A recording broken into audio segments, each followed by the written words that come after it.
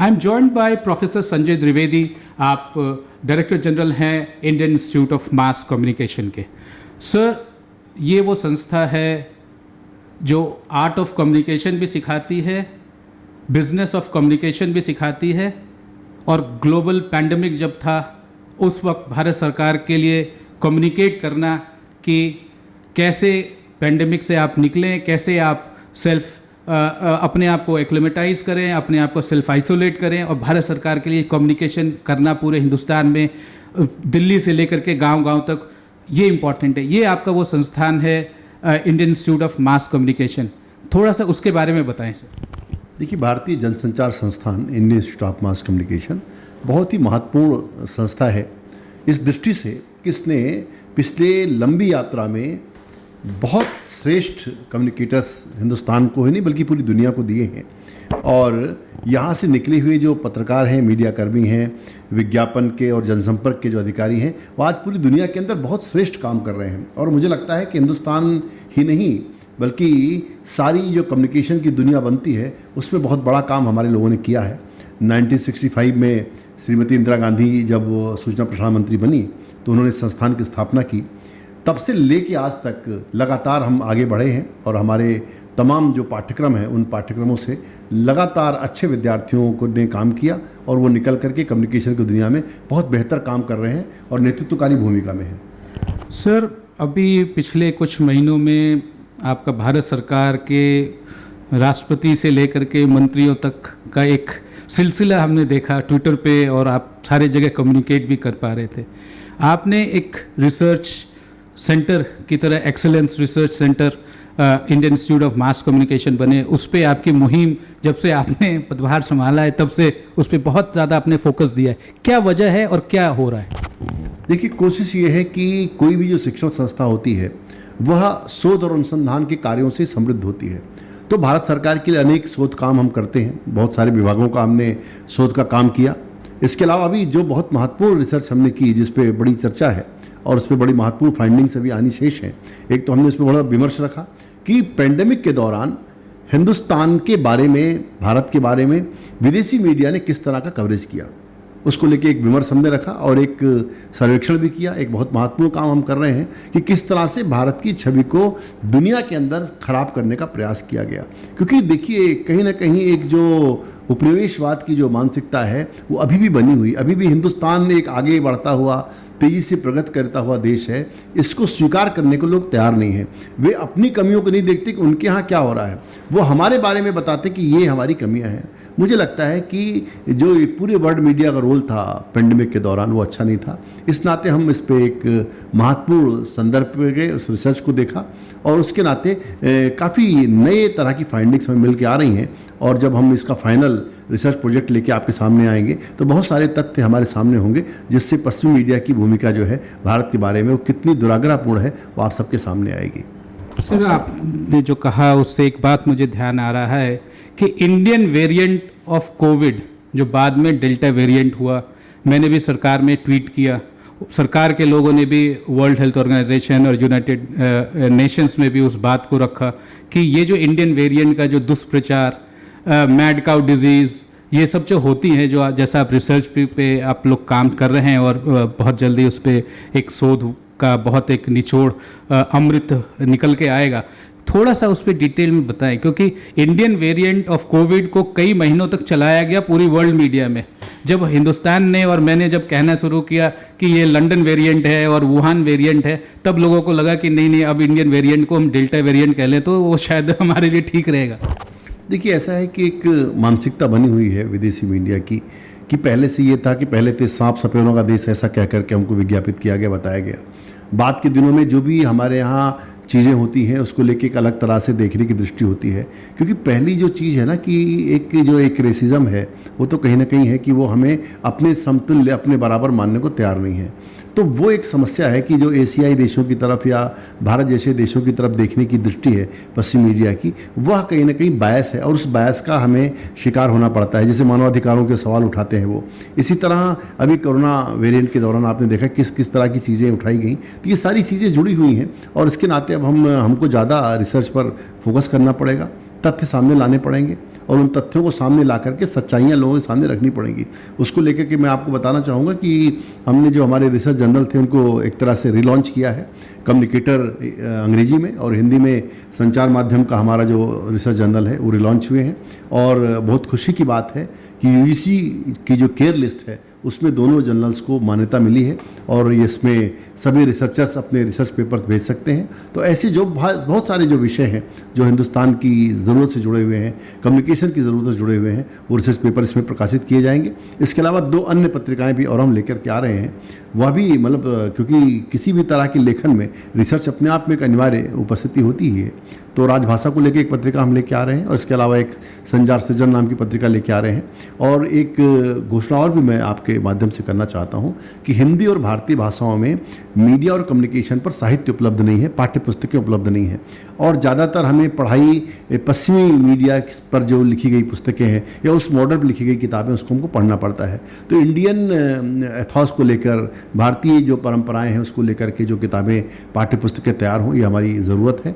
इसलिए हिंदी और भारतीय भाषाओं में हम पाठ्य पुस्तक लेखन का एक अभियान चला रहे हैं और बहुत जल्दी अगले वर्ष तक आप देखेंगे कि अनेक विषयों पर पुस्तकें भारतीय जनसंचार संस्थान के माध्यम से प्रकाशित होंगी। इस योजना की पहल हम कर चुके हैं।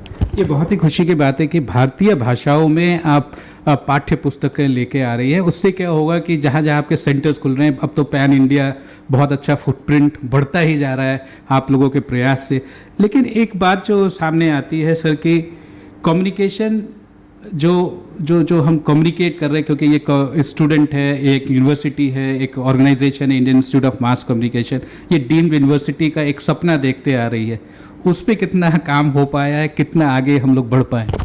देखिए, हम लोगों ने पूरा प्रयास किया है कि ज़्यादा से ज़्यादा जो भी संसाधन हैं वो हम एकत्र करें, क्योंकि देखिए एक डीम्ड यूनिवर्सिटी बनने के लिए कुछ शर्तें होती हैं यूजीसी की, तो उसकी एक यात्रा है, उसको हम पूरा कर रहे हैं। आपको पता होगा कि मेरी नियुक्ति के बाद मैंने 7 प्रोफेसर्स नियुक्त किए, अपने रिसर्च जर्नल को हम उस पर लेके आ रहे हैं और कुछ सारे पद खाली पड़े हैं, उन पदों पे हमें नियुक्तियां करनी है ताकि जो कम से कम हमारे सेंटर्स हैं उन सारे सेंटर्स पर अध्यापक हो जाए और मानव संसाधन की जो न्यूनतम मांग है वो हम पूरी कर लें। उसके बाद हम निश्चित रूप से इसका जो सपना है इसको डीम्ड यूनिवर्सिटी बनाने का उसको ज़रूर पूरा करेंगे और उस दिशा में हमारे प्रयास चल रहे हैं। कोरोना के संकट के नाते आपको पता है 1 वर्ष से पूरा कैंपस बंद पड़ा है, बहुत सारी शासकीय गतिविधियां बंद पड़ी हैं, उसके नाते कुछ कार्य में थोड़ा सा रुकावट जरूर आई है, पर हम विश्राम नहीं लेंगे। आने वाले समय में ज़्यादा मेहनत करके हम अपने लक्ष्यों को जल्दी हासिल करेंगे, यही मैं कह सकता हूँ। Indian Institute of Mass Communication is on cusp where it not only creates new journalists, new educationists, but you also create new administrators. जो इंडियन इंफॉर्मेशन सर्विस के जो भारत सरकार की जिन पे पूरे दारोमदार है, यदि हम कहें $5 ट्रिलियन इकोनॉमी बनना है तो उसको कम्युनिकेट भी करना है पूरी दुनिया को, वो भी एक चैलेंज है और एक अपॉर्चुनिटी भी है Indian institute of mass communication को। उस पर क्या काम हो रहा है, उस पर क्या आप लोग कोई प्लानिंग कर पा रहे हैं कि जब हम कम्युनिकेट करना है वर्ल्ड एट लार्ज से? मैं सर जब इंग्लैंड से पढ़ाई करके आया तो वहाँ पे भी मैंने देखा कि वहाँ के लोग भी नेशनलिस्ट हैं। Journalist are nationalist more, first they are more concern about their own country than they communicate it to the world. And Hindustan में हम कहते हैं जी हम निष्पक्ष हैं, हम सरकार की बात लिखेंगे तो हमें माना जाएगा कि हम सरकार के साथ हैं। ये थोड़ा सा कम्युनिकेशन और जर्नलिज्म को इवॉल्व करने की हमें एक मैच्योरिटी, कॉलोनियल माइंडसेट से ऊपर आने की आपको लगता है कि ऐसा कुछ है या ऐसे कुछ कार्य होने चाहिए, इन पे ध्यान देनी चाहिए? देखिए, एक डेमोक्रेसी में रहते हुए तो निश्चित रूप से फ्री प्रेस की बात है कि प्रेस की फ्रीडम भी होनी चाहिए, पर मेरा ये मानना है कि सब तरह की फ्रीडम से सबसे बड़ी जो ज़रूरत होती है वो देशवासियों की ज़रूरत क्या है, उनके सपने क्या हैं, उनकी आकांक्षाएं क्या हैं और हमारे देश की ज़रूरत क्या है। तो पत्रकारिता करते करते या मीडिया का काम करते करते हमें इस बात का हमेशा ध्यान रखना चाहिए, कंट्री फर्स्ट है और कंट्री के लोग फर्स्ट हैं। अगर हम लोगों की ज़रूरतों को, उनके सपनों को, उनकी आकांक्षाओं को पूरा करने में सहायक बनते हैं, देश की विकास यात्रा में सहायक बनते हैं, तो ये बहुत बड़ी बात होती है। और देखिए, जहाँ तक पश्चिम मीडिया की बात है वहाँ निगेटिविटी एक मूल्य की तरह शामिल है। जैसे आप देखेंगे पश्चिम मीडिया की जो पुस्तकें उसमें बताया जाता है आदमी कुत्ते को काट ले तो समाचार है। तो हमारे यहाँ निगेटिविटी मूल्य नहीं, हमारे यहाँ सकारात्मकता मूल्य है, क्योंकि हमारी जो पत्रकारिता है वो स्वाधीनता आंदोलन से प्रेरणा पाती है। हमारी आज़ादी के आंदोलन जितने महानायक हुए उन सब ने आज़ादी के आंदोलन में अपना योगदान दिया, समाचार पत्र निकाले। और रेडियो स्टेशनों की स्थापना की, सुभाष चंद्र बोस ने आज़ाद हिंद रेडियो चलाया। तो उस समय की जो पत्रकारिता थी वह दरअसल हमारे एक तरह से आधारभूत वो प्रेरणा भूमि है, और हमें हिंदुस्तान की में सामाजिक सुधार, हिंदुस्तान के समाज में बदलाव, हिंदुस्तान के समाज में सकारात्मक परिवर्तन, इन चीज़ों को लेकर हमारे पुराने पत्रकारों ने काम किया है। चाहे आप राजा राम मोहन राय की पत्रकारिता को देखिए, जो मिरातुल अखबार से लेकर के अलग अलग समाचार पत्र लेके आते हैं, महात्मा गांधी की पत्रकारिता को देखिए, आदरणीय लोकमान्य बाल गंगाधर तिलक की पत्रकारिता को देखिए, पंडित नेहरू की पत्रकारिता को देखिए, तो एक समाज सुधार की भावना, देश के लोगों को न्याय दिलाने की भावना, ये इस तरह की भावना के साथ हमारी पत्रकारिता प्रारंभ हुई। और हमें लगता है कि हमें जो स्वाधीनता आंदोलन के नायक हैं, क्योंकि हम आज़ादी का अमृत महोत्सव मना रहे हैं, तो इसलिए स्वाधीनता संग्राम के जो नायक हैं उनके सपनों को हमको पूरा करना है। अब हम 75 सालों की यात्रा पूरी कर चुके हैं, पलट कर देखने का बहुत कोई मतलब नहीं, पर आने वाले 25 साल हमारे कैसे होंगे ये हमारे कर्मों पर निर्भर करेगा। हम किसी को दोष दें कि उनने ऐसा किया, उनने ऐसा किया, इससे कोई फ़ायदा नहीं है। हम आगे की तरफ आने वाले जो 25 साल हैं, जब 100वां साल मनाएंगे देश की आज़ादी का, तो हिंदुस्तान कहाँ होगा, हिंदुस्तान की वो यात्रा कहाँ पहुंची होगी, इस पर हमें ध्यान देना है। इसलिए पिछले 75 सालों से सबक लेके हमें आने वाले 25 सालों को स्वर्णिम बनाने के लिए यात्रा प्रारंभ करनी पड़ेगी, और प्रेरणा हमें उन्हीं महानायकों से लेनी पड़ेगी जिन्होंने आज़ादी की लड़ाई लड़ी और इस मुल्क को आज़ाद कराया। एक इम्पॉर्टेंट बात यह है सर कि हिंदुस्तान में लिटरेसी और एजुकेशन, चाहे वो बहुत पढ़े लिखे लोग हैं, बहुत दुनिया में उनका नाम है, और एक गांव है। आप भी अपनी ज़िंदगी में हरी भूमि जैसे अखबार पे काम किया, जो कि इतनी बड़ी रीच है, वो कितना बड़ा चैलेंज है? यदि मैं आपसे पूछूं कि आपकी जब आप पत्रकारिता जर्नलिज्म में थे और आप वहाँ पे जब योगदान दे रहे थे, क्योंकि हरी भूमि एक वो अखबार है जो बहुत ज़्यादा पढ़ा जाता है और at the same time it reaches cross section of people, बहुत अमीर आदमी और बहुत गरीब आदमी दोनों का एक अखबार पाठक उसका हो तो वो बहुत बड़ी बात होती है। देखिए, मैंने अनेक समाचार पत्रों के साथ काम किया। मैंने दैनिक भास्कर के साथ काम किया, नवभारत के साथ काम किया, हरिभूमि के साथ काम किया, स्वदेश के साथ काम किया। देखिए, एक गैप तो है कहीं ना कहीं, लेकिन आज जो है सोशल मीडिया के इमर्ज होने के बाद, खासकर मोबाइल कम्युनिकेशन की उपस्थिति होने के बाद, अब लोग अवेयर हैं। हिंदुस्तान एक तरह से जाग चुका है और लोग अपने अधिकारों के बारे में जानते हैं और अपने कर्तव्यों के बारे में भी जान जाएं, ये हमें कोशिश करनी पड़ेगी। अधिकार चेतना तो हिंदुस्तान के अंदर आ गई मीडिया के माध्यम से, सोशल मीडिया के माध्यम से, पर अधिकार के साथ साथ कर्तव्य भी हमें ध्यान रखना चाहिए। आज ज़रूरत इस बात की है कि हम उनको अधिकारों के साथ साथ उनके कर्तव्य का भी भान कराएं, एक नागरिक चेतना हिंदुस्तान के लोगों के अंदर पैदा करें, वो बहुत ज़रूरत है। क्योंकि जब तक नागरिक चेतना पैदा नहीं होती है तो लोग अपने परिवेश के प्रति, अपने सरोकारों के प्रति सजग नहीं होते। और बहुत अच्छी बात है कि नई शिक्षा नीति के माध्यम से इस तरह के प्रश्नों को संबोधित करने का प्रयास किया जा रहा है। जैसे श्रम से हमें हिचक नहीं करनी चाहिए, इसलिए कोर्स करिकुलम में मेहनत करना, कुछ ना कुछ कौशल सीखना, कुछ क्राफ्ट सीखना, इसको अनिवार्य बनाया गया। पर्यावरण का सम्मान करना, पर्यावरण की शिक्षा को शामिल किया गया। इसके साथ अपने वैल्यूज से जुड़े रहें, इसलिए अपने कल्चरल जो वैल्यूज हैं वो इसके नाते उस नैतिक शिक्षा को भी हमने उसमें शामिल किया। तो नैतिक शिक्षा, पर्यावरण की शिक्षा, साथ में श्रम से शर्म नहीं करना, क्योंकि महात्मा गांधी जिस स्वावलंबन की बात करते हैं, स्वदेशी की बात करते हैं कि शिक्षा के साथ हम कुछ ना कुछ सीखेंगे, एक सुंदर दुनिया बनेगी, एक अच्छा भारत बनेगा। और इसमें मीडिया की बड़ी अहम भूमिका रहने वाली है, क्योंकि मीडिया मत परिवर्तन करने का काम करता है, मन बनाने का काम करता है। इसलिए हमको ओपिनियन मेकर भी कहा जाता है कि हम सूचनाएं नहीं देते, सिर्फ हम सूचना देने के साथ साथ लोगों का विचार भी बनाते हैं, ओपिनियन बनाने का भी काम करते हैं। इसलिए इसमें मीडिया की बहुत बड़ी भूमिका है और मुझे लगता है कि आने वाले समय में जो हिंदुस्तान का मीडिया है वो अपनी जिम्मेदारी को समझ रहा है और अनुरूप आचरण भी कर रहा है। कुछ हिस्से में ज़रूर कुछ हमें लगता होगा कि गड़बड़ अच्छा है, वो तो जैसा समाज है वैसा मीडिया होगा। कई बार क्या होता है कि लोग मीडिया पर बड़े गुस्से में हो जाते हैं, मीडिया पे बहुत सारे आरोप लगाते हैं कि मीडिया ऐसा, मीडिया वैसा। मैं दूसरी बात कहता हूँ, मैं कहता हूँ जब सारे समाज का पतन हो रहा हो, हर क्षेत्र में थोड़ी थोड़ी गिरावट हुई हो, अकेला मीडिया कैसे सुरक्षित रह सकता है? क्योंकि मीडिया में समाज से ही लोग आते हैं। इसलिए हमें व्यक्ति निर्माण करना पड़ेगा। जैसे हमारे जैसे संस्थान है, हमारी जिम्मेदारी है, हमारे परिवारों की जिम्मेदारी है, स्कूलों की जिम्मेदारी है, विद्यालयों की जिम्मेदारी है, शिक्षकों की जिम्मेदारी है, हम सबकी जिम्मेदारी कि हम एक अच्छा समाज बनाएं। जब एक अच्छा समाज बनाएंगे, एक श्रेष्ठ समाज बनाएंगे, उसमें अच्छा डॉक्टर, अच्छा इंजीनियर, अच्छा राजनेता, अच्छा अधिकारी, अच्छा पत्रकार, सब अच्छे होंगे। ये नहीं हो सकता कि समाज के सब क्षेत्र तो गिरते चले जाएं और पत्रकारिता में उत्कर्ष हो जाए, पत्रकारिता उठती चली जाए, तो ये जरा जो एक अन्याय हमारे साथ होता है पत्रकारिता के साथ, वो ठीक नहीं है। जब सारे डॉक्टर अच्छे हो जाएंगे, सारे वकील अच्छे हो जाएंगे, सारे राजनेता अच्छे हो जाएंगे, सारे अधिकारी अच्छे हो जाएंगे, सारे पत्रकार भी अच्छे हो जाएंगे, तो समाज एक तरफा उठ नहीं सकता। पूरे समाज का उत्कर्ष होना है और सारा समाज उठना है। और इस बात को लोग अब समझ रहे हैं कि इतने सालों में हमें जितनी प्रगति करनी चाहिए तो उतनी शायद नहीं कर पाए। अब हमें एक नया रास्ता तय करना पड़ेगा। एक न्यू इंडिया की बात जो माननीय प्रधानमंत्री ये कह रहे हैं, एक भारत श्रेष्ठ भारत की बात कह रहे हैं, उस सपने को हम सबको पूरा करना है। और इस सपने की प्रेरणा भूमि हमारे राष्ट्रीय आंदोलन के राजनेता हैं, उनसे हमको प्रेरणा लेनी है।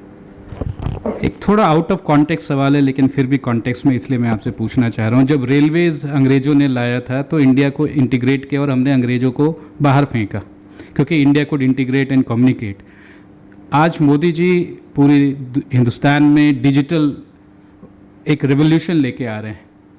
क्या हम पूरी दुनिया पे अपना छाप छोड़ पाएंगे? एक जो हमारी विरासत है उसको पूरी दुनिया तक पहुंचा पाएंगे? जो कम्युनिकेशन होनी चाहिए, जो जैसा आपने कहा था कि हम सांप सपेरों का देश हैं, फिर हाथी का देश हो गए, फिर बाघों का देश हो गए, फिर बाद में हमें लगा कि लोगों को लगा कि हम थोड़ा डिजिटल वर्ल्ड में जानते हैं, फिर हम साइंस और टेक्नोलॉजी में हम आगे बढ़े। देखिए, मुझे लगता है, देखिए हमारी यात्रा निरंतर आगे बढ़ रही है। हमारे दूसरे प्रधानमंत्री आदरणीय लाल बहादुर शास्त्री कहते हैं जय जवान जय किसान। माननीय अटल जी ने कहा कि जय जवान जय किसान जय विज्ञान, और अब इस यात्रा को प्रधानमंत्री आगे लेकर के जा रहे हैं। आज जय जवान जय किसान जय विज्ञान के साथ जय अनुसंधान की बात भी हो रही है। हम आगे बढ़े हैं और मुझे लगता है कि अंग्रेजों ने भारत को एक किया या अंग्रेजों ने भारत का एकीकरण किया, यह अपने आप में एक भ्रम है। क्योंकि ये मुल्क, ये देश 1947 में बना देश नहीं है। ये देश तो एक बहुत पुराना देश है और हजारों साल की इसकी परंपरा है। विश्व पुराण का मंत्र है। विश्व पुराण कोई आज की कृति नहीं है। विश्व पुराण की घोषणा है उत्तरम यत् समुद्रस्य हिमाद्रस्य चैव दक्षिणम वर्षम तत् भारतीनाम भारतीयतः संतति। तो पश्चिम का जो नेशन स्टेट है उस तरह की नेशन स्टेट नहीं थी, पर सांस्कृतिक राष्ट्र था। एक भावनात्मक आधार पर एक इकट्ठा हुआ राज्य था जिसमें राजा अनेक रहे होंगे पर राष्ट्र एक था। इसलिए जो पश्चिम की जो परिभाषा नेशन स्टेट की, उससे जो लोग हिंदुस्तान को समझना चाहते हैं वो हिंदुस्तान को नहीं समझ पाएंगे, वो हिंदुस्तान को के मर्म को नहीं समझ सकते, क्योंकि वहां पर एक अलग तरह की भूमि है। हमारे यहाँ अलग अलग राजा हैं, अलग अलग लोग हैं, बहुत सारे हिस्सों में प्रशासन की दृष्टि से देश बटा हुआ है, पर फेडरल स्टेट, पर राष्ट्र एक है, राष्ट्र एक है। और इसलिए हम कहते भी हैं कि देश जो है, स्टेट जो है, देश जो है वो राजा बनाता है किंतु राष्ट्र ऋषि बनाते हैं। हम एक सांस्कृतिक अवधारणा वाले देश हैं, सांस्कृतिक तौर पर हम एक थे, इसलिए विश्व पुराण की मैंने आपको ये बात कही। और दूसरी बात है कि दुनिया को देने के लिए हमारे पास बहुत कुछ था। जैसे एक बात कही जाती है कि भारत गांवों का देश है, भारत किसानों का देश है। आप बताइए, आप धर्मपाल की ब्यूटीफुल ट्री पढ़िए, धर्मपाल जी की, मनीषी धर्मपाल की पुस्तकें पढ़िए। कितना महान देश था ये, कुशल कारीगरों का देश था, ये महान बुनकरों का देश था, ये महान स्वर्णकारों का देश था। सर्वाधिक व्यापार हिंदुस्तान से दुनिया के अंदर चलता था। तो आपने इसको एक केंद्रित कर दिया कि ये सिर्फ किसानों का देश है। नहीं, ये सिर्फ गांव का देश नहीं। यहां पे विजयनगर जैसे राज्य थे, यहां पर बहुत महान नगर थे, महान नगर। विजयनगर की आप कल्पना करिए, कितना सुंदर, कितने सुंदर सुंदर महानगर इस देश के अंदर थे, कितने समर्थ और समृद्ध नगर थे। आप बताइए, बार बार किसी जगह पर अगर डकैती पड़ रही है, बार बार लुटेरे अगर कहीं पे आ रहे हैं, तो क्या झोपड़ी में डाका पड़ता है? कुछ ना कुछ तो इस देश के अंदर समृद्धि थी, जिसके नाते दुनिया भर के हमलावर, आक्रमणकारी हिंदुस्तान की तरफ आकर्षित होते थे और यहां आकर के लूटमार करते थे। तो ये आपको देखना पड़ेगा कि हिंदुस्तान की जो समृद्धि थी, हिंदुस्तान की जो प्रगति थी, हिंदुस्तान ने जिस तरह से अपने को खड़ा किया था, आज जो है हमें उस चीज को वापस पाने की जरूरत है। और देखिए, ये हम कर सकते हैं, क्योंकि देखिए आज दुनिया के सामने ये विचार है कि हम किस विचार की तरफ बढ़ें। समस्त प्रकार की जो राजनीतिक विचारधाराएं फेल हो चुकी हैं, आजमाई जा चुकी हैं। आप किसी को भी देखिए, कम्युनिज्म से लेके जितने विचारधाराएं, आधुनिक विचारधाराएं हैं, वो फेल हो चुकी हैं कि वो मनुष्य का विचार नहीं कर पाए, क्योंकि उन्होंने आर्थिक तरीके से चिंतन किया। जबकि मनुष्य एक मन भी है, उसका एक हृदय भी है, उसका एक दिल भी है। इसलिए अटल जी कहते हैं, एक नहीं सशक्त मानव के हृदय जीतने का निश्चय। हम दिल जीतने वाले लोग हैं, हमने जमीनें नहीं जीती हैं, हमने कत्लो गारत नहीं मचाया है, हम तलवारों को लेकर के दूसरे देशों में नहीं गए, पर हमने लोगों का दिल जीता। और इसीलिए हमारे ग्रंथ घोषणा करते हैं, अयम निजः परोवेति गणना लघुचेति शाम उदार चरिता नाम तो भसदैव कुटुंबकम, कि ये अपना, ये पराया है। ये तो छोटे मन के लोग ये बात करते हैं, पर हमारे लिए पूरी वसुधा ही एक परिवार है, हमारे लिए पूरी दुनिया एक परिवार है। इसलिए हमारा विचार इस प्रकार का विचार है, हम किसी को गिरा हुआ नहीं मानते, किसी को निचला नहीं मानते, वो मानते होंगे कि वो श्रेष्ठ हैं। आज दुनिया के अंदर जो लड़ाइयां हो रही हैं, जो कत्लो गारा दो रहा, खून बह रहा है, क्यों हो रहा है? अपनी श्रेष्ठता के लिए कि मैं सर्वश्रेष्ठ हूं। हम ऐसा नहीं मानते या बना रहूं, तो हम अपनी श्रेष्ठता को मानते नहीं। हम तो कहते हैं आनो भद्रा करतो यंशु विश्वता है। हमने अपनी खिड़कियां खोल रखी हैं, अच्छे विचार जहां कहीं से आए हम उसका स्वागत करते हैं। हम नहीं कहते कि हम ही सर्वश्रेष्ठ हैं, हम नहीं कहते कि हमारी अंतिम किताब है या हमने अंतिम सत्य कह दिया है। हमें अंतिम सत्य नहीं पता है। हम तो कहते हैं मुंडे मतिर भिन्ना, अलग अलग मत हो सकते हैं। इसलिए हमारे मन में, हमारी जड़ों में, हमारे रक्त में डेमोक्रेसी और लोकतांत्रिकता है। इसलिए भारत का जो विचार है वह एक ऐसा विचार है जो समावेशी विचार है, जो सबको साथ लेके चलने वाला विचार है। इसलिए जब श्रेष्ठतम की तलाश होगी, उच्चतम की तलाश होगी, जरूर लोग हिंदुस्तान के विचार की तरफ आकर्षित होंगे। हिंदू कश के पीछे जो हिंदुस्तान बसता है, हिंदू धर्म जो है, हिंदू सनातन धर्म है, कोर्ट में भी इसके बारे में बहुत दलीलें हुई। हिंदू एक सभ्यता है, उसको संस्कार में हर एक इंसान में हो। आपके यहाँ तो वो नींव है जो पूरी दुनिया को कम्युनिकेट करते हैं, जो पूरी दुनिया से वार्तालाप करते हैं, क्योंकि आपके यहाँ जो बच्चे हैं उनकी प्रोफेशन ही यही है। देखिए, मुझे लगता है कि भारतीयता का जो मूल संस्कार है उसको हमको बताना पड़ेगा। भारतीयता क्या है उस डिस्कोर्स पे हमको जाना पड़ेगा, क्योंकि भारत को अगर आपको समझना है तो आपको अपनी संस्कृति में दिए गए मंत्रों को समझना पड़ेगा। भारत को समझना आसान नहीं है, क्योंकि भारत ही कह सकता है सर्वे भवन्तु सुखिनः सर्वे सन्तु निरामया। हम सबके कल्याण की कामना करते हैं और हमारी जो पूरी जो फिलॉसफी है वह लोक मंगल की फिलॉसफी है। हम पूरी सृष्टि का, और खुद को नहीं कहते कि हमको श्रेष्ठ बनना है या हम ही श्रेष्ठ हैं। हम कहते हैं किरणवंतो विश्वार्यम। आर्यत्व का मतलब श्रेष्ठ होना।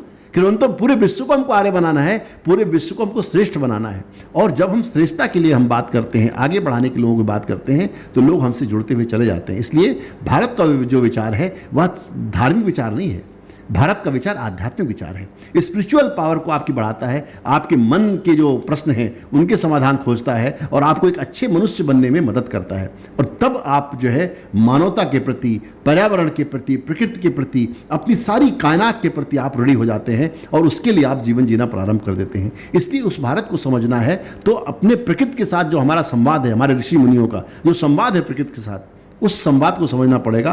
और जब आप प्रकृति के साथ आपका रिश्ता बन जाता है तो आप किसी के प्रति कठोर नहीं हो पाते, किसी के प्रति आप निर्मम नहीं हो सकते, किसी को आप पराया नहीं समझते। उस भाव को हमको जीवित लाने की ज़रूरत है और पत्रकारिता के माध्यम से इस भाव का लोकव्यापीकरण हो सकता है, उसका विस्तार हो सकता है, ऐसा मैं मानता हूँ। भारत, प्रधानमंत्री जी कहते हैं भारत को $5 ट्रिलियन इकोनॉमी बनाना है। प्रधानमंत्री जी ने एक और मंत्र दिया, सबका विश्वास। As a bedrock of communication of India, what does that mean? And what is the challenge for you as a head of the institution who is running multi-institutions within the organization? और भारत की जो communication है उसका नींव है, वहाँ से क्या मंत्र निकला जाए, क्या संवाद निकलना चाहिए यहाँ से? देखिए, मुझे लगता है कि प्रधानमंत्री की जो भावना है वह सबसे बड़ी भावना है कि आज दुनिया में बहुत से लोग ये बताने वाले हैं कि हम अलग अलग क्यों हैं, जो इसको हम अस्मिताओं का संघर्ष कह रहे हैं कि हम अलग अलग क्यों हैं, हम क्यों आपस में लड़ते रहे हैं, हमारे अंदर कितने डिवीजन्स हैं, ऐसे बताने वाले लोग बहुत हैं। पर आज ऐसे लोगों की ज़रूरत है, ऐसे कम्युनिकेटर्स की ज़रूरत है जो ये बताएं कि हम एक क्यों हैं, मनुष्य कैसे समान है, कैसे एक आदमी दूसरे आदमी से जुड़ा हुआ है, कैसे एक प्रकृति दूसरे व्यक्ति से जुड़ी हुई है। इस नाते हमें एक समावेशी विचार लेकर, होलिस्टिक अप्रोच लेकर चलना पड़ेगा। आज हम अलग अलग हैं, हर भारतीय अलग अलग है, ऐसा भी कह सकते हैं, पर हम सब एक हैं, ये भावना हमको पैदा करनी पड़ेगी जो राष्ट्रीय आंदोलन में पैदा हुई। प्रधानमंत्री उसी भावना को फिर से लोगों के अंदर भरना चाहते हैं कि हम सब एकत्र होकर, एकजुट होकर पूरी दुनिया को ये बताएं कि हिंदुस्तान की अस्मिता क्या है, उसकी संस्कृति क्या है, और इससे भाईचारा, सद्भाव और सब चीज़ें पैदा होंगी और एक सुंदर दुनिया बनेगी। इसमें कहीं कोई दो राय नहीं है। प्रोफेसर साहब, एक पॉलिटिकल सवाल। आई बिन ट्रैवलिंग इन द यूरोप में बहुत ट्रैवल किया। हर एक बार जब यूके में इलेक्शन होता है तो एक बात आपने ज़रूर देखी, वो एक नींव आती है कि UK is basically a Christian country. हर एक बार यूएस में इलेक्शन होता है, जब माहौल बहुत गर्म होता है तो ये कहा जाता है USA is a Christian country. Hindustan में जब इलेक्शन होता है तो अब कहते हैं जी हिंदुस्तान में तो सनातन धर्म की कोई जगह नहीं है, हिंदू नेशन बोलने में लोग डरते हैं। ये हिंदू होना कितना पॉलिटिकली करेक्ट है या इनकरेक्ट है? देखिए, मुझे लगता है कि इसको लेकर के जो उच्चतम न्यायालय का जो एक निर्णय आया है, उस वर्डिक्ट को हमको पढ़ना चाहिए। एक हर देश की एक मुख्य संस्कृति होती है और उसको बाइंड करती है, जो उसको जोड़ के रखती है। तो निश्चित रूप से एक मुख्य जो संस्कृति इस देश की है वह हिंदू संस्कृति है।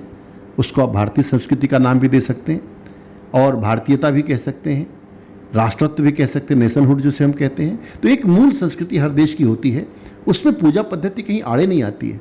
पूजा पद्धति बिल्कुल अलग विषय का, आप अलग अलग पंथों को मानने वाले लोग हो सकते हैं, अलग अलग पंथों के हिसाब से आप कोई मंदिर जाए, कोई गिरजा जाए, कोई गुरुद्वारे जाए, कोई कहीं भी जाए, अपनी अपनी प्रेयर्स कर सकते हैं, अपने ईश्वर को उनकी इबादत कर सकते हैं, उनकी पूजा कर सकते हैं। पर एक मूल संस्कृति किसी देश की होती है, उस मूल संस्कृति को लेके हमको चलना चाहिए। जैसे इंडोनेशिया का उदाहरण देखते हैं कि इंडोनेशिया में आज भी बहुत सारे ऐसी संस्कृति के चिन्ह हैं जो भारतीय संस्कृति के चिन्ह कहे जा सकते हैं। तो इसलिए बहुत सारे देश हैं जहाँ पर के आपको देखे, तो अपनी जड़ों को, अपनी विरासतों को, उनको भूलना ये कोई अच्छी बात नहीं। और मुझे लगता है हिंदू को धर्म के रूप में या पंथ के रूप में व्याख्यात करना ठीक नहीं। हिंदू जो है एक जीवन संस्कृति का नाम है। इस भारत के भूगोल पर जो लोग भी रहते हैं, जो यहाँ पर रहते हैं, वो एक तरह से एक भारतीय संस्कृति को मानने वाले लोग हैं। उस भारतीय संस्कृति को जिसे आपत्ति हो वो भारतीय संस्कृति कह दे, जिसे अच्छा लगता हो हिंदू संस्कृति कह दे। वो दरअसल हैं पर्याय ही एक दूसरे के। वो कोई भारतीय संस्कृति और हिंदू संस्कृति कोई अलग अलग नहीं है।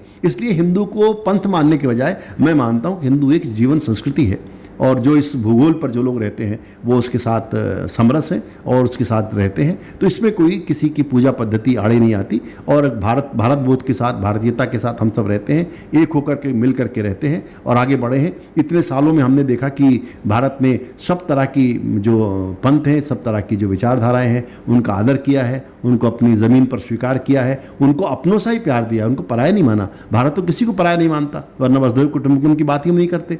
तो हम किसी को पराया नहीं मानते इस आधार पर कि उसकी कोई पूजा पद्धति अलग है। इसलिए एक बहुत विशिष्ट किस्म की संस्कृति है और शायद इसलिए लोगों के समझ में नहीं आती, क्योंकि शायद ये 200 से ज़्यादा देश हैं और शायद भारत ही वो ऐसा देश है जो where variety is the identity. हाँ, तो ये जो बहुत सारी जो अलग अलग तरह की जो अस्मिताएं हैं, उन सबको हम साथ लेते हुए, सबको सम्मान देते, सबका आदर करते साथ बढ़ते हैं और ऐसे आगे बढ़ते रहेंगे। और आपने देखा कि इतने सालों में जो हमारी 75 सालों को हमने पूरा किया, अमृत महोत्सव जो मना रहे हैं हम आज़ादी का अपने, वो अपने आप में हिंदुस्तान के निरंतर प्रगति करने, सबके साथ मिलकर चलने और किस प्रकार से बहुत सारी भावनाओं, बहुत सारी आकांक्षाओं, बहुत सारे सपनों को साथ लेके चलने का समय है। आने वाले जो 25 साल जिसकी मैंने आपसे बात की, वो साल भी ऐसे हों और सुंदर साल हों और हम एक दुनिया की एक सॉफ्ट पावर के आधार पर एक अच्छी जो भावना के साथ चलने वाला मुल्क है, वो आज दुनिया के नक्शे पर अपना स्थान बनाएगा। इसमें कहीं कोई दो राय नहीं है। Now asking you to put on a journalistic hat, and Afghanistan is the most burning issue right now. What is your assessment? Why it has happened? Why the tragedy happened? Why the tragedy has been happening? And where is the way forward? And where is India's stake in Afghanistan? How do you analyze the? आपका क्या मूल्यांकन है पूरे प्रारूप को देखते हुए? दर्दनाक भी है, दुखदाई भी है, परेशानियां भी हैं, ब्लडबाथ भी है और प्लस डिप्लोमेसी भी फेल होती हुई नज़र आ रही है। देखिए, मुझे लगता है कि दुनिया के किसी भी हिस्से में खून बहता है, खून गिरता है इंसान का, ठीक नहीं है।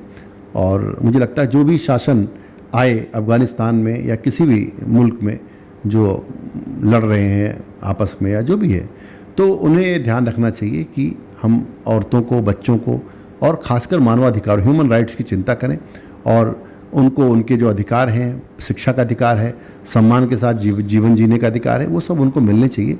और मुझे लगता है कि जो भी शासन इन तरह के मूल्यों पर विश्वास नहीं करता, वो कोई अच्छा शासन नहीं कहा जा सकता। क्योंकि देखिए, दुनिया बहुत बदल गई है, दुनिया बहुत आगे बढ़ चुकी है, पर अलग अलग व्यवस्थाएं इस दुनिया अभी आज भी ज़मीन पे हैं। कहीं पे धार्मिक शासन चलता है, कहीं पे ऑटोक्रेसी चलती है, कहीं पे राजशाही है, कहीं पे लोकतांत्रिक शासन है। तो लोकतंत्र ना होने के अपने दुख हैं और एक लोकतंत्र में होने से एक अलग तरह की आपको खुली हवा में सांस लेने का मौका मिलता है।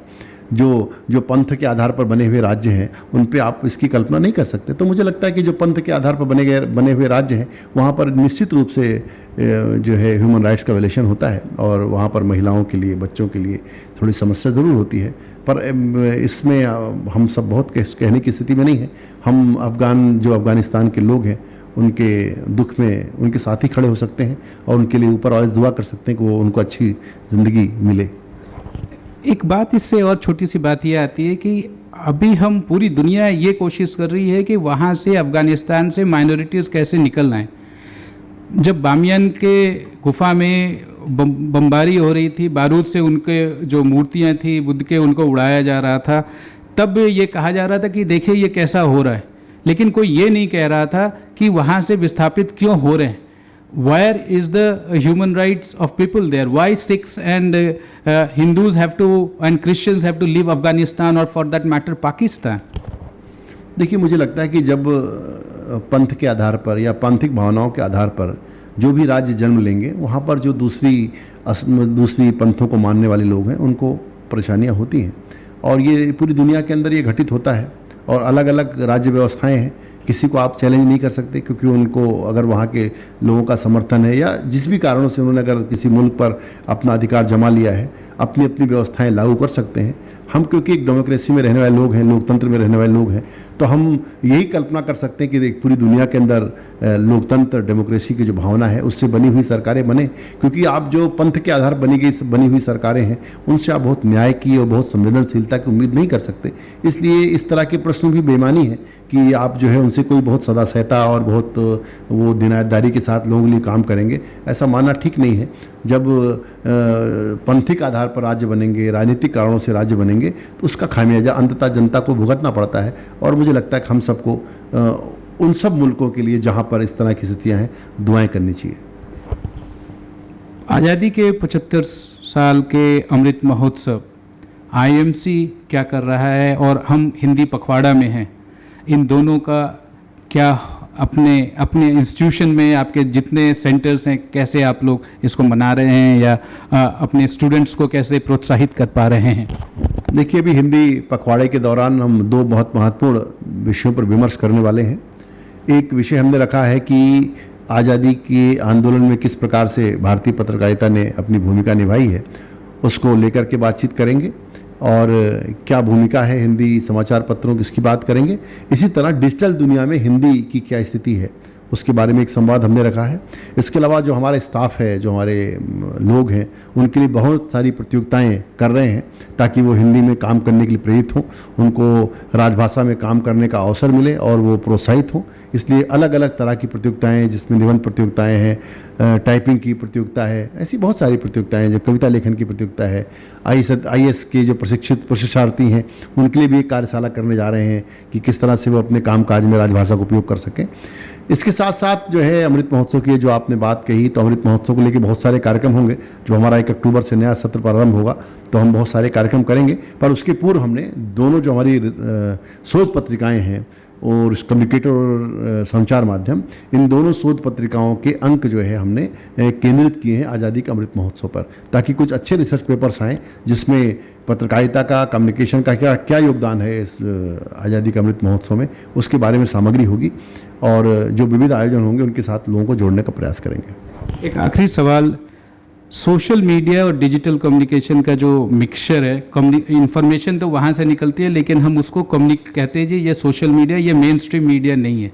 ये कितना बड़ा चैलेंज है आप जैसे कम्युनिकेटर के लिए, आप जैसे कम्युनिकेशन के इंस्टीट्यूशन के लिए, कि सोशल मीडिया की खबर हम अखबार में छापते हैं, लेकिन सोशल मीडिया की खबर को हम पोस्ट नहीं कहते तब तक जब तक वो अखबार में नहीं छपता। देखिए, सोशल मीडिया के माध्यम से निश्चित रूप से सूचनाओं का बहुत ही डेमोक्रेटाइजेशन हुआ है, एक लोकतंत्रीकरण हुआ है सूचना का, और लोग एम्पावर्ड हुए हैं, लोग अपनी बात कह रहे हैं। हर दिन इतने शब्द लिखे जाते हैं, इतने सारे फोटोग्राफ, सब चीज़ सोशल मीडिया पर डाली जाती है, तो अपने आप में क्रिएटिविटी जो पूरे मुल्क की कह सकते हैं, पूरी दुनिया कह सकते हैं, वो उसमें निकल करके आती है। जो एक ट्रेडिशनल सेटअप था जिसमें एक एडिटर हुआ करता था, रिपोर्टर हुआ करता था, और एक फ्रेम में वो लोग काम करते थे, वो चीज़ फ्रेम तो टूटा है, इसमें कहीं कोई दो राय नहीं है। और एक बहुत बड़ी दुनिया बन गई कम्युनिकेशन की। आप उन्हें जर्नलिस्ट तो मैं नहीं कहता, जो सोशल मीडिया पे काम करते हैं, उन्हें जर्नलिस्ट ना भी हम कहें तो कम्युनिकेटर तो कह ही सकते हैं, पर वो अपनी बातें कम्युनिकेट कर रहे हैं, उनको एक मौका मिला है, और कितने सालों से वो अपनी बातें कहने के लिए घुट रहे होंगे, आज उसको एक स्पेस मिला है, अपनी बातें कह रहे हैं। कुछ अच्छी बातें भी कह रहे हैं, कुछ बुरी बातें भी हो रही हैं। वो मेन स्ट्रीम मीडिया में होता है, ऐसा तो है कि मेन स्ट्रीम मीडिया में सब अच्छा है और सोशल मीडिया में सब बुरा है। तो दोनों तरह की चीज़ें हैं, उसको मर्यादित होकर के और समाज को कोई नुकसान न पहुंचाते अगर ये बातें कही जाए, व्यक्तियाँ हों, तो ज़्यादा अच्छा है। लोगों को, जैसे आज कोर्ट ने भी टिप्पणी की है, सुप्रीम कोर्ट ने, कि खबरों को लेकर के कि किस प्रकार से बहुत सारे जो सोशल मीडिया के माध्यम है उन पे किस तरह से गलत खबरें या रूमर्स फैलाए जाते हैं, या एक फेक न्यूज़ की अपनी एक इंडस्ट्री चल रही है, हेट न्यूज़ की इंडस्ट्री चल रही है, समाज को तोड़ने वाली शक्तियाँ भी इसमें सक्रिय हैं, ठग भी सक्रिय हैं जो लोगों को धोखा देते हैं।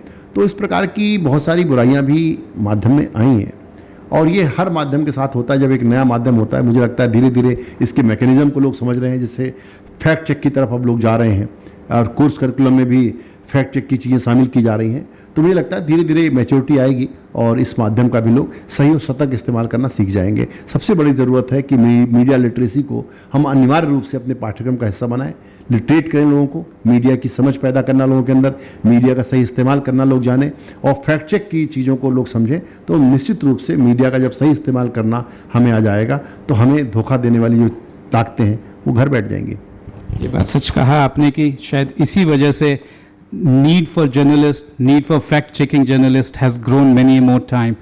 We thank you very much, sir, for wonderful communication, free-flowing communication on wide-ranging issues, because you hold many hats. You are not only an administrator, you are not only a professor, you are not only a think tank, but you are also a human being who has a perspective about different things about what is happening in India, and that is the essence that we need to talk and communicate at large, because we are in a business of communication. Thank you very, very much for your time. With camera person Rajesh Tripathi, Pranab Prakhar reporting for Vision Television World.